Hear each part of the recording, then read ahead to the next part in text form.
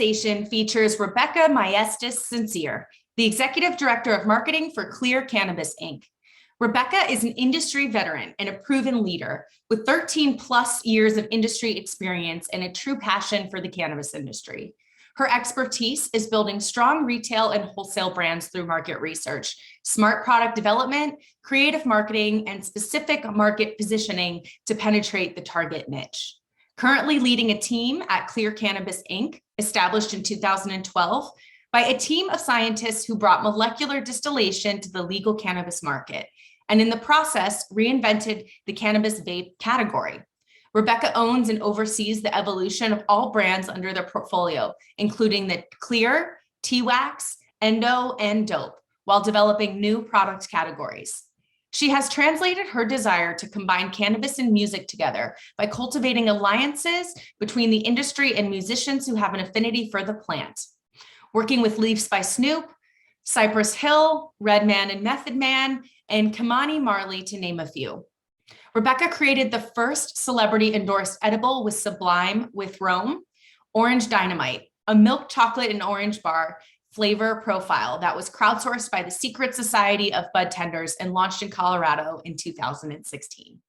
Hi, everybody. Welcome to today's episode of Party Like a Marketer, the podcast dedicated to cannabis marketing, public relations, and authentic storytelling. Today's guest is Rebecca Maestas Sincere, the Executive Director of Marketing for Clear Cannabis, Inc., representing the brands and portfolio underneath the Clear brand. Rebecca, thank you so much for being here with us today. Hi, Lisa. It's great to see you. Thanks so much for having me. Of course. So as you know, our podcast is all about cannabis marketing, and you are an industry veteran. You've been working in this space for a while, and you know it really well. So can you tell our audience a little bit about who you are, who the Clear is, what you do in your history in the cannabis industry and marketing? Yeah, sure. Not a problem. So I am a Colorado native. So I've been here for pretty much the majority of my life. Went to school back east for a few years, but Colorado always seems to call me back. It's truly my home. And I've been in the legal marketing space for the last 13 years, approximately. So started out as one of the very first infused product manufacturers here in the state of Colorado. That was really before the regulatory framework was built out. So in about 2008, we saw a bunch of dispensaries come online and went out and started asking dispensary operators what patients were looking for. And at the time, they said nobody was making a decent tincture. So I had a group of friends who learned how to cultivate and grow starting in high school, went to Cherry Creek High School. And in 2000, when the law officially changed here, under caregivership, they opened up a warehouse grow. So it was a large setting for them to be able to cultivate. Really, that's how the black market was really fueled for a while. But nobody was truly doing any sort of extractions. So when they would harvest their plants, they would take all the trim and it would just be thrown into the dumpster. It was just considered trash. So I went to them and I said, hey, next time you pull down a harvest, could I come get your trash? And they said, sure, no problem. So I went and I picked up 2 huge garbage bags full of trim and stems and went into my kitchen in a townhome that I had at the time, and we started formulating. So we were making glycerin-based tinctures, just using the biomass that we were getting from our friends, and created a line of tinctures called Cannabis. So we had a whole multitude of different flavors that we offered, went out into the market and started sampling them. At first, I just went to Vitamin Cottage and bought just the amber glass dropper bottles, anything that I could find on the shelf. Went home, printed a label, slapped it on there, started sampling. People really liked it. So from there, we were able to scale up, started buying the bottles by the case, scaled up, bought, the glycerin by the 5-gallon buckets then. So it was truly taking somebody else's trash and turning it into what I considered treasure for not only the patients, but for ourselves as we continued to build that small business. So as the regulations continued to change, it got a little bit more complicated as far as how you could produce products, where you could produce them, what the licensing requirements were. So there was a period of time where we could share commissary kitchens here in the Denver area with producers who were not producing THC infused products. That didn't last for a very long time. So then a group of us kind of banded together and we're using sort of this one facility And then the regulations changed again, where only one license could be associated with one facility. So, it just continued to change and evolve, and it got really difficult. So about that time, I went into partnership with Caregivers for Life. So I was part owner in that, which was a medical shop at the time located in Cherry Creek North. We had 5 different licenses, some cultivation license, a MIP license, and then the retail license or the dispensary license. I helped build out the MIP facility that was within that building, because I had the operational experience already from doing that, trying to keep my business afloat. That business actually went south as far as the relationship. And so I actually left the industry for about a year, went out, and I was managing salespeople on the floor at the airport for JP Morgan Chase. So we were selling credit cards for United and Southwest. It was actually a really fun job, just a lot of interaction with people on the floor. It was really high and fast paced. It was a lot of fun. But the contract ended. And so I found myself, trying to figure out what I wanted to do next. And I had already cultivated some relationships within the industry from being in before and starting that business. So I reached out to one of my friends who at the time was working at Dixie.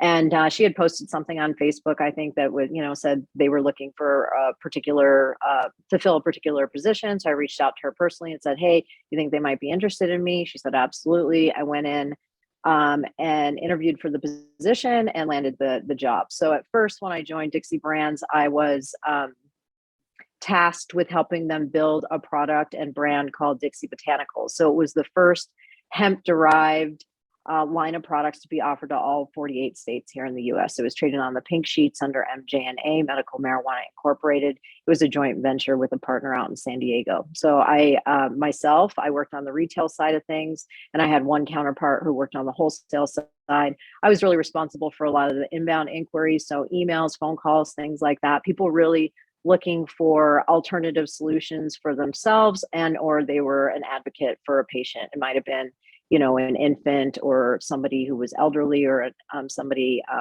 who was at the end of life and just needed something to kind of get them through, or it could have been their pet. So I was able to amass a massive database of anecdotal data, just speaking with people, and really started to understand the nuances and the differences between the way pharmaceutical medicines work and cannabinoids and within the endocannabinoid system. So that was really interesting. They ended up severing that relationship after a year. So we built that from $0 to $6 million in the first year. And then they sold their portion back to the other partner in San Diego. So I went out there, trained everybody, and then jumped back to the THC side with Dixie Brands and helped them. I was there for 7 years. So I was doing the marketing for them. And at one point was the acting VP of both marketing and sales for Dixie Brands as they marched towards their IPO in 2018.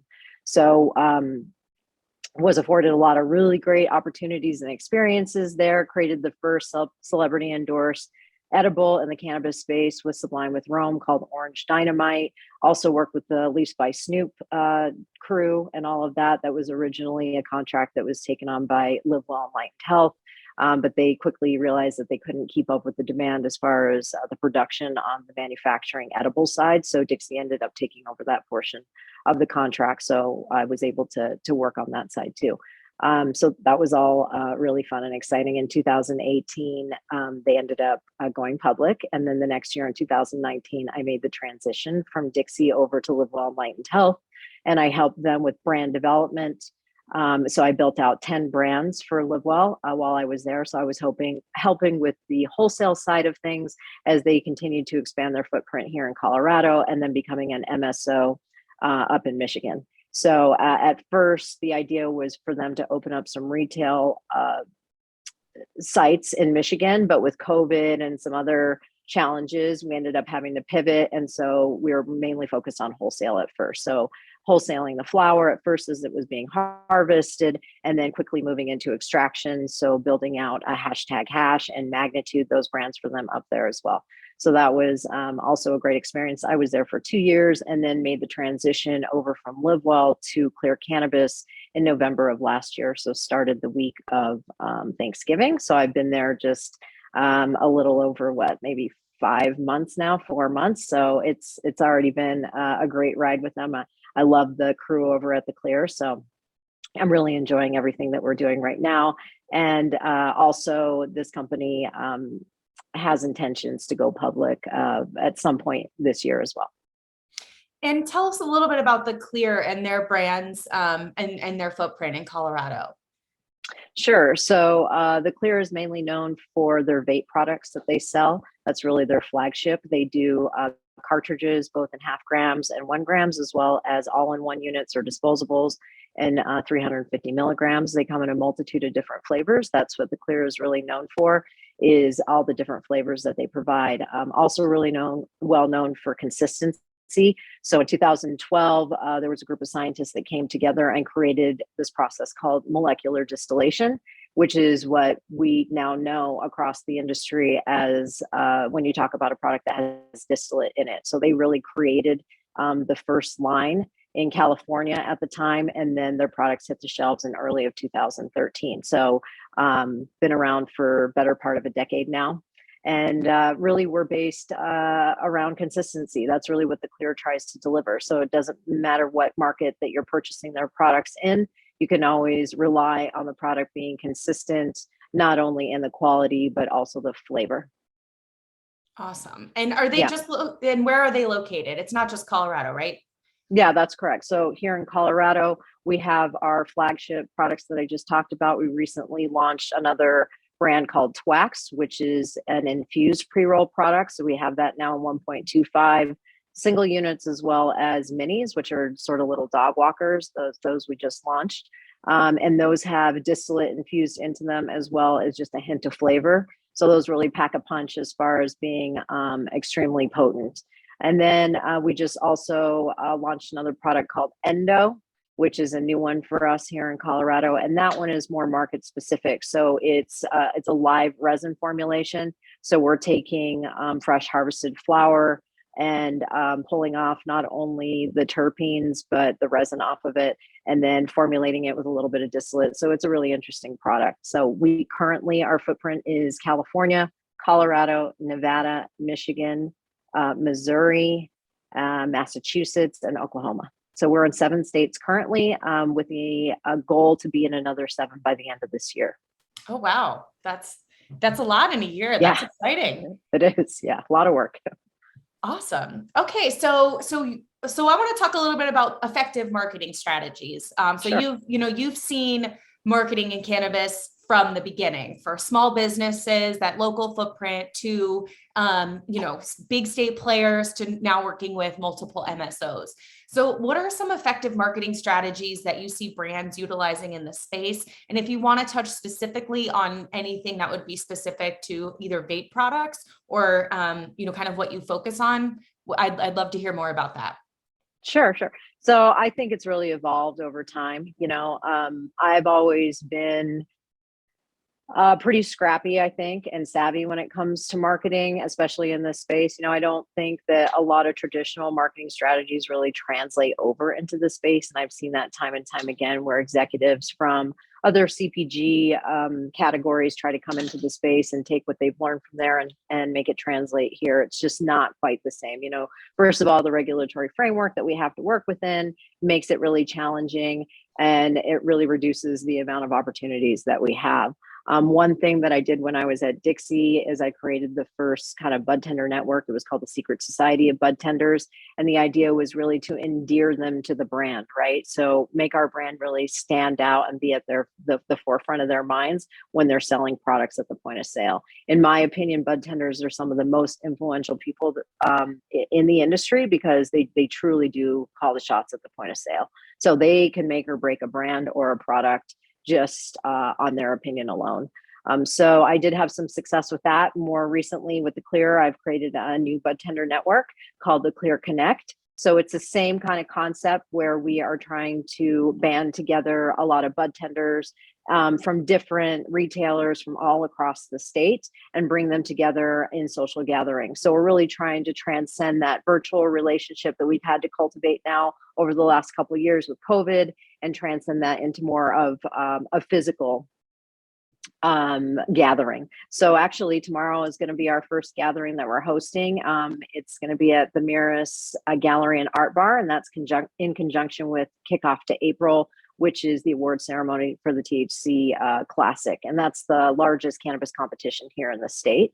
So we're really excited to do that. So one thing that we're going to do, for instance, for this particular gathering and group is we are inviting 300 VIP industry members into our space. We're going to be giving out limited edition swag bags. I've created some merchandise that's very exclusive and limited to people who are only within the network.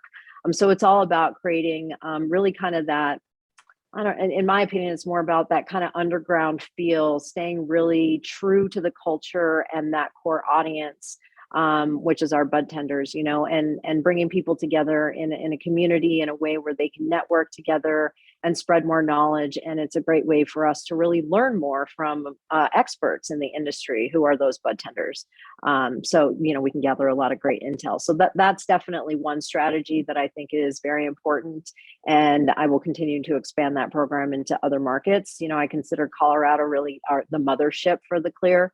So we like to test things in this market. And if things are successful, then we'll expand it into other markets. So that's definitely something that, is different that a lot of other brands aren't doing. But like I said, I've seen some real success out of it. And with, so I want to talk a little bit more about that bud tender relationship and particularly how things have changed over the last 2 years with COVID. Are you seeing, either at your work at the Clear or in general with the industry as we're going back to in-person events, more of a shift to that? And when that happens, are you seeing folks continue to do what they did the last 2 years as far as digital, building those relationships online and keeping that presence, or is it kind of going fully back online or in person? Basically what I'm trying to say is there a, let's focus now on the in-person connection, these events, bringing people out, getting them together, and sort of dropping off any digital efforts, or is it about kind of ramping them both up together? Yeah, I think it's really a hybrid or a two-prong approach at this point. I don't think everybody is 100% comfortable in going back to in-person events, and you have to be respectful of people and how they feel about this new world that we live in. So I think it's important to maintain both a presence, both physically as well as virtually. I also think that people are really excited about being able to get out and go to in-person events and experience these things that they were able to, but haven't been able to in the last couple of years. So I do feel as though, there's sort of that angst. People want to get out and talk to people and see new things and experience things, not just behind the computer screen or a phone. So I think that digital campaigning is also extremely important. There are a lot of digital marketing opportunities that can really move the needle. And the great thing about those efforts is they're measurable with metrics that can be monitored easily. And utilizing digital programmatic campaigns, there's some existing platforms such as iHeartJane that I leverage even today that they have some great programs in there. There's also just traditional digital programmatic advertising, where you're serving up ads on a cell phone and kind of tracking the consumer as they go through the journey. The nice thing about that is, as far as granular data, you can get down to seeing the person that you actually served the first ad to all the way through them visiting a dispensary. So for example, I had some great luck with that up in the Michigan market when we had launched #hash while I was at LiveWell. We were able to create a campaign driving consumers specifically to retailers to purchase that product. And the metrics that I was seeing at the time was around 75 cents cost per visit. That is almost unheard of. That's so inexpensive to drive one consumer into a dispensary. The challenge is you can't really track all the way through the POS system to be able to see what they actually purchased. The only way you can do that is if you partner with a POS partner such as iHeartJane or Dutchie or one of those other partners where they're in real time, they're actually able to feed in that data that's coming from the POS system. But even being able to track and see a consumer walking into a dispensary is really effective because, I would say probably 95% of the time, maybe higher. If a consumer walks into a dispensary, they're going to purchase something. They're not just window shopping. It's not that kind of experience. So I do think that those tools that can measure very specific outcomes and help distill that data in a digestible format to be able to present to, an executive committee or other team members to really show them how that revenue is really ramping up, not only to help the brand side of things, which is what I do, but also, our partners at the manufacturing level in other states, and then also our retail partners. That makes sense.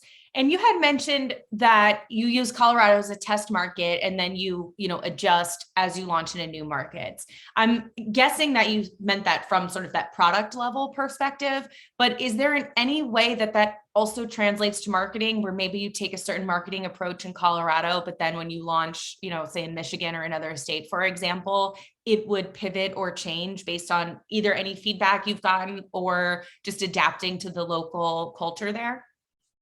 Yeah, I think it's beyond just the local culture. I think it's also just the tools that operators have an affinity for. I think across markets just varies. So for instance, LeafLink has a really high penetration here in Colorado.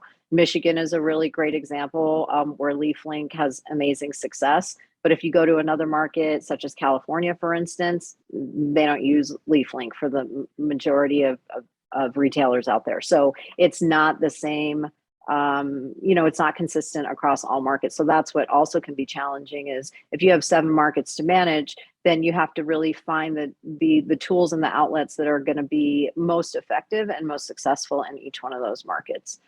So here in Colorado, for the bud tender network, for instance, that's something that we will definitely test in this market, see how successful it is, and then kind of adapt and adjust as we continue to move into other markets. Another great market for us with that particular program will probably be Michigan, just because our partner out there has a consumption event space that we can also utilize.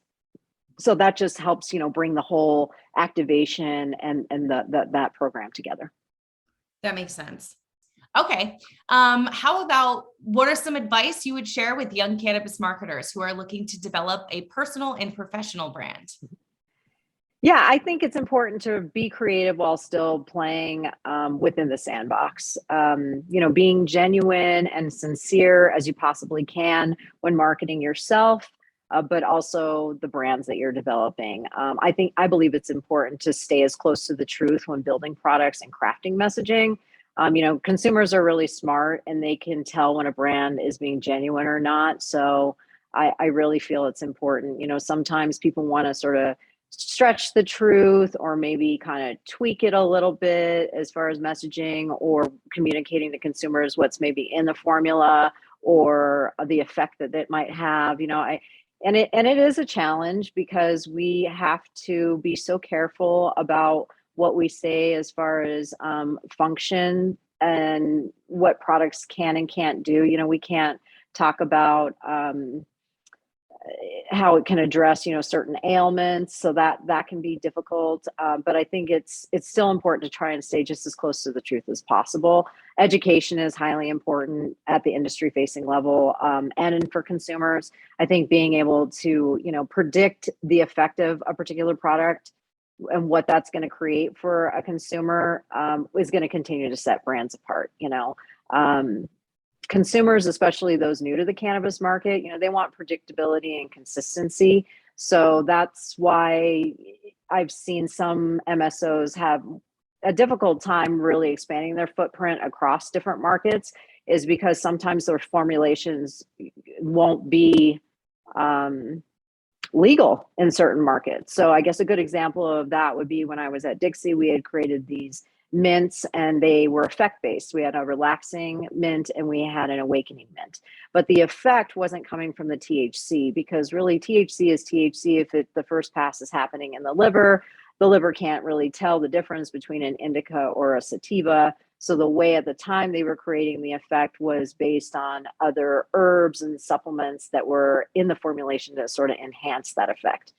Well, when we started to move into the California marketplace, those were not allowed. So we basically had to go back to the drawing board and strip a lot of those ingredients out of the formula in order for it to make sense and legal in California, but also as we expanded the footprint across other markets for it to be really consistent.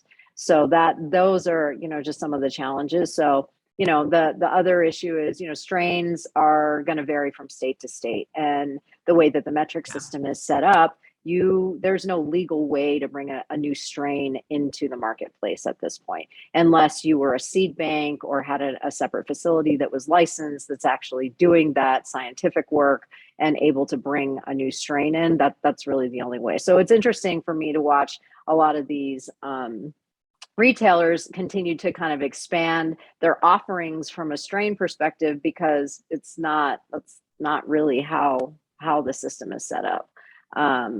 But yeah, so I think in the end, it's just, my best advice would be,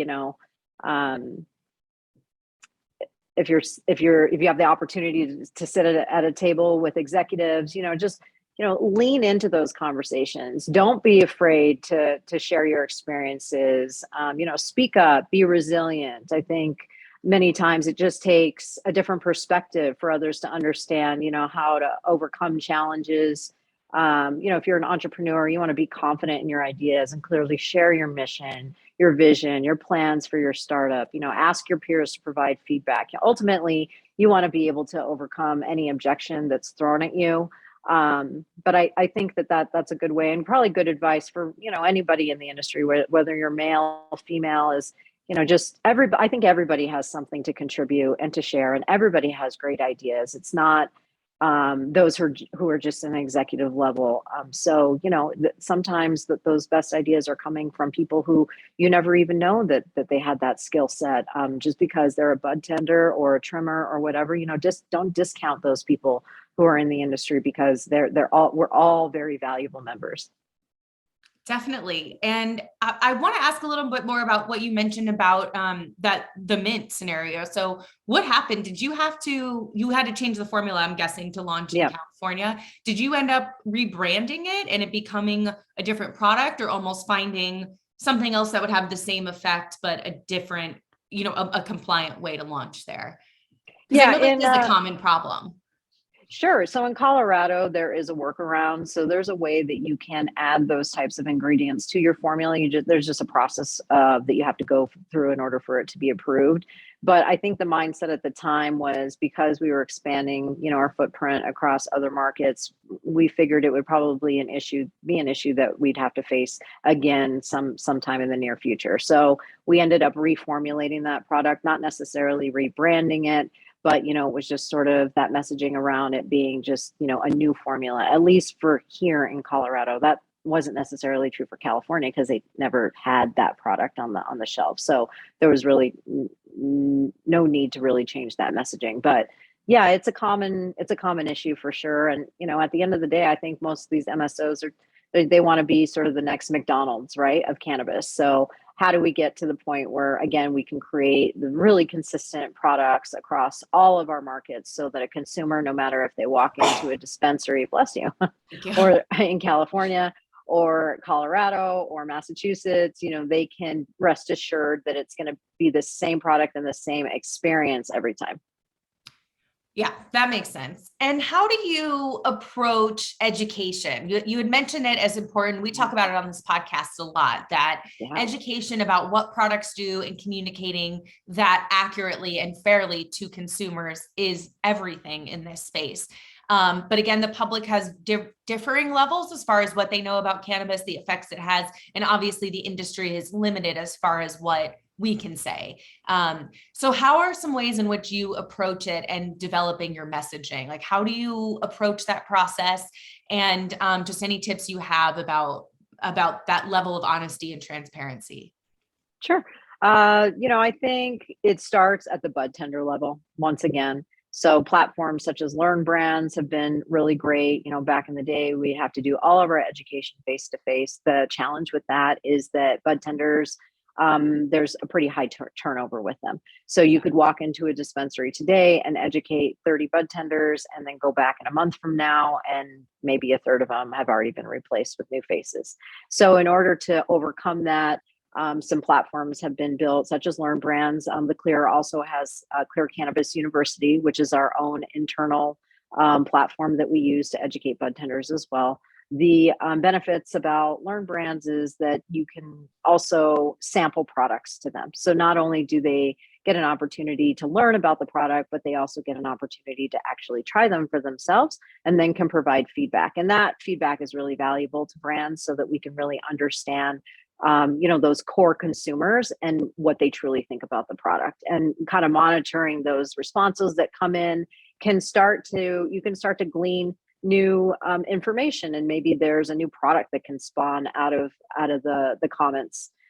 So I think it's important. Digitally, we still do traditional education at the Clear. So we still walk in with something we call a field guide, which has a lot of great information, not only on the products, but also the Clear brand itself, what kind of sets us apart from our manufacturing process, how we scrutinize our hardware, our quality of oil, the quality of terpenes that we're using, all those different things that go into a final product.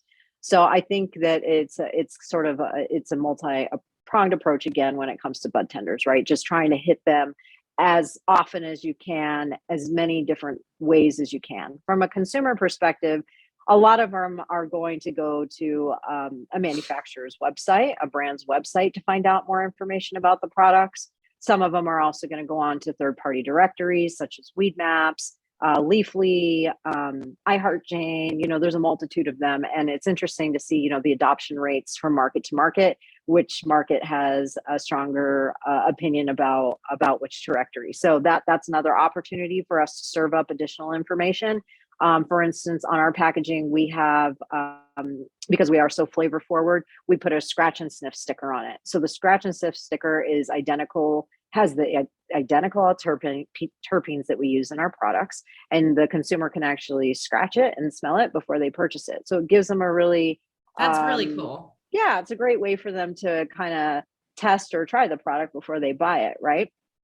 And then the great thing about it is we created them in these piggyback stickers. So they're a peel and place sticker. So you can peel the little scratch and sniff sticker off of the package and place it onto your cartridge or your battery. So you always know what flavor you have or what formula you have. That was always a challenge for me when I would buy, 5 different cartridges, let's say I had laying around, and one's maybe a sativa, one's an indica, one's a hybrid. I don't know what's what. I go to hit one. Oops, that wasn't the effect I was looking for. So it really takes the guesswork out of, especially when you're trying to get a specific effect. The other way that we continue to educate our consumers, and this also goes back into some other effective marketing strategies, is through blogs.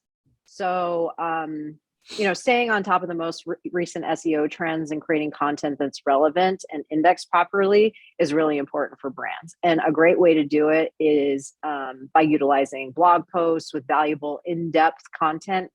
And that also helps establish brands as, being a trusted authority on a specific subject. It's also a great opportunity to create backlinks. So if there's another, if you want to reference something else, or you're referencing a product in your blog and you want to drive consumers back to that product landing page, it's another great way to do that. Long content pieces of over 2,000 words have been shown to really rank better when it comes to SEO.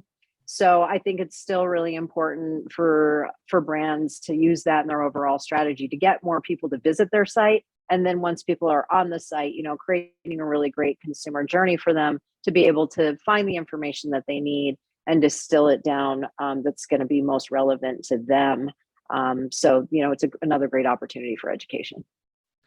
Yeah, that's great. And I'm really glad you mentioned SEO, because one of the things, we talk in the cannabis marketing community a lot about what we can't do. There's certain channels that are close to us, like you had mentioned, as far as CPG marketing, but your website, your newsletter, your database, those are all owned channels that you have control over that information. Those can't be shut down, so to speak. So your ability to put out good authoritative content and continue to build your rank is just a really sort of easy, no-brainer strategy to keep doing. And yeah, like you were saying, it builds trust with your consumers and, really whomever those stakeholders are, whether it's anyone hitting your site, bud tenders, you know, the end consumer, but having good information on your blog helps your ranking on Google. And it also helps that trust with whomever is coming there, that they can search it and find what it is that they need. Absolutely, yeah. And I know, those SEO trends are important to stay on top of. So we have a marketing content specialist who really, that's mainly one of her core job functions, is to really stay on top of those trends, make sure that we're creating content that is going to rank appropriately. And it is something, I don't know that everybody pays as much attention to it as they should, but it's definitely important. And then also, looking at the data that's coming out of that on a monthly basis to see, how we're doing, whether we need to adjust certain messaging, content, whatever it is, just to remain relevant. In this industry, if you don't remain relevant, you're here today and gone tomorrow for sure. Yes, very much so the case. And particularly as time goes on and things just seem to be moving faster and more folks get in, that's definitely one to consider. So, all right. So before we wrap up, just a few last questions. Where do you see the industry going within the next year or 5 years? Like, how do you, and open that however you see the future of cannabis? I'm most hopeful for continued expansion of legalization, across all states, or hopefully at the federal level. I don't know if and when we'll get there. I firmly believe cannabis is a movement, that nobody should be up at the top of the mountain, sort of waving their hands, saying, look at me and what I've done, declaring what they've done for the industry. We're all in this together, and we're a stronger cannabis community with all members kind of pulling on the same rope in the same direction. So that's kind of the way I've always felt about cannabis, that it's truly about community, and the legalization of it really is a movement. One important thing I think right now for operators is safe banking. It's a prime example of how the industry needs to continue to pull together to ensure we're creating a viable way for cannabis businesses in legal states to access banking services, products. Currently, cannabis businesses that are operating within legal states, we have to conform to rigorous safety and compliance, but we're still operating with, honestly, really dangerous amounts of cash. Back in the day, I remember when the drivers at Dixie would go around and do runs and drop off product. They're doing is taking in, thousands of dollars of cash. It could be at every single location that they visit. And so they had a security detail that would follow them to make sure that they weren't endangered in any way. And then regulations came where they had to put safes actually inside the vehicles to house all of the cash. I have heard of people having to take that cash, and instead of being able to walk into a bank with it, because let's face it, this money smelled like weed. I knew people who were taking the cash home and literally laundering it, putting it into their washer and dryer so it wouldn't smell like marijuana when they walked into the bank. Yes, a washer and a dryer to literally clean the money so that it didn't smell like cannabis. So I've also heard of people taking large amounts of cash and putting it into an ATM, so they didn't have to deal with doing an in-person transaction with a teller in a bank. But the challenge with that is that the ATM will only accept so much cash. So once you load it up with too much, it just stops. So, you're limited to how much you can do in a day, let's say. So those types of things, have continued to constrain legal operators from the ability to access, like I said, banking services, things like business loans, lines of credits, credit card processing. And honestly, it's unconscionable, for the federal government to allow this industry, almost 10 years later now, with adult use, medical has been around for more than a decade, to continue to operate with these constraints. So, I think without safe banking, the industry really lacks the transparency needed to ensure full compliance. And it just needlessly endangers industry workers, consumers. We hear about robberies happening, and it also constrains companies such as the Clear from accessing investment capital required to provide new products and services consumers want. So, I'm very hopeful that some of that will change in the near future. Yeah, I agree. It always comes back to banking. You can't run a business Yeah. without, bank accounts, capital. That's the core of it. So the ability to do that is definitely a much needed step. Yeah, beyond that, 280E is just, it really has a chokehold on the industry as well. I think most people have the misconception that people in the cannabis industry are making money hand over fist, and that's just not the case. A typical cannabis company is lucky if they net maybe 3 to 5% at the end of the day. I don't know that there's another industry out there, maybe grocery stores, that have that kind of a return. So, I think the mysticism and the misconception of the cannabis industry, just that those stigmas need to be broken, because that's not the reality. The amount of money that we have to continue to invest back into our companies to keep them alive, whether that be capital for raw materials, hardware, packaging, testing, compliance, licensing, the list goes on and on and on. Yeah, no, it really does. And the business owners, particularly small business owners, have to work so much harder to make sure that the whole systems are maintaining and working, because there's that extra risk working in cannabis when you're looking for service providers. Yeah, and like you said with 280E and specifically how it relates to marketing. I mean, you can't really deduct your marketing and advertising expenses, and people don't understand how much that changes your tax bill at the end of the year and Right. what that means as far as investing in your own growth. So Yeah, we'll see, but hopefully it changes. I share that wish with all of us. absolutely. And do you have any contact information you want to share? A website, LinkedIn, maybe the Clear social media, anything at all? Yeah, we have a multitude of social media accounts, but our main account on Instagram is going to be the Clear Concentrates. And then our website is the Clear Concentrate with one E .com. That's our main website. We also have a corporate website for Clear Cannabis Incorporated. So that's going to be clearcannabisinc.com if you're looking to find out more information from an investor standpoint. And then we also have different Instagram accounts set up for each one of our states. And the most recent one that we just launched for our new bud tender network is going to be the Clear_Connect. So all you industry members can go there to find out more information and news about our upcoming events. Awesome. Well, thank you so much. I really appreciate you taking the time to join us today and share your insight with the audience. Thank you, Lisa. I really appreciate you having me on today, and look forward to another opportunity. Definitely. Thank you for joining us for another episode of Party Like a Marketer. Follow us on Instagram at Party Like a Marketer and on our website, thecannabismarketingassociation.com. And be sure to join us in person this June 7th through 9th for the annual Cannabis Marketing Summit happening in Denver, Colorado. Check out our website for more details and membership information. We'll see you next time.